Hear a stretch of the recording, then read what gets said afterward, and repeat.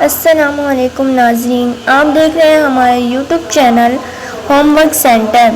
دوستوں، آج ہم چھوٹے یا بڑوں سب کو ایک کہانی سنا رہے ہیں، تو پلیز اس کہانی کو غور سے سنیے، اس سے سبق حاصل کیجیے۔ ایک دفعہ کا ذکر ہے کہ ایک عورت بہت غریب تھی۔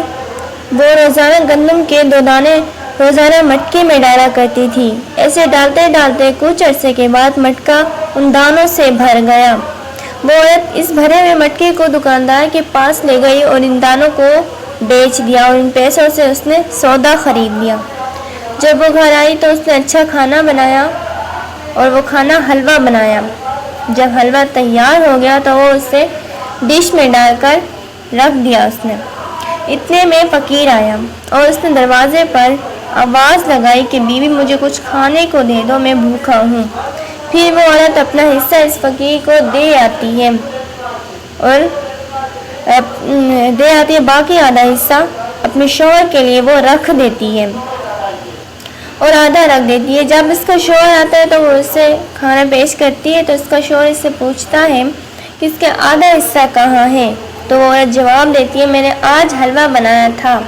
فقیر نے آواز لگائی کہ میں بھوکا ہوں، تو میں نے اپنا حصہ اسے دے دیا اور تمہارا حصہ رکھ دیا۔ پھر اس کا شوہر اس سے کہتا ہے کہ تم نے میرا حصہ کیوں نہ دیا؟ چلو دونوں چلتے ہیں اور اس حصے کو بھی اس فقیر کو دے آتے ہیں۔ جب وہ حلوہ دے کر گھر آتے ہیں تو بھوکے سو جاتے ہیں۔ صبح اٹھتے ہیں تو دیکھتے ہیں کہ اللہ تعالیٰ نے انہیں جنت سے 2 ڈشیں عطا کی ہیں۔ نیکی اور صبر کرنے والوں کو اللہ تعالیٰ اسی طرح بہت زیادہ عطا کرتا ہے۔ تو دوستوں، آپ نے اس کہانی سے کیا سیکھا؟ کہ ہمیں اس کہانی سے یہ ظاہر ہوتا ہے کہ دنیا اور آخرت دونوں میں ہمیں نیکی مل سکتی ہے اگر ہم نیکی کرنا چاہیں۔ اللہ تعالیٰ ہمیں اور آپ کو صبر کرنے کی اور نیکی کرنے کی توفیق عطا فرمائے، آمین ثم آمین۔ آپ کو اس کہانی سے جو کچھ بھی حاصل ہوا، جتنا بھی حاصل ہوا، پلیز کمنٹ کر کے ضرور بتائیں، اور اگر آپ کو یہ ویڈیو، یہ کہانی پسند آئی ہو تو پلیز لائک کریں، شیئر کریں۔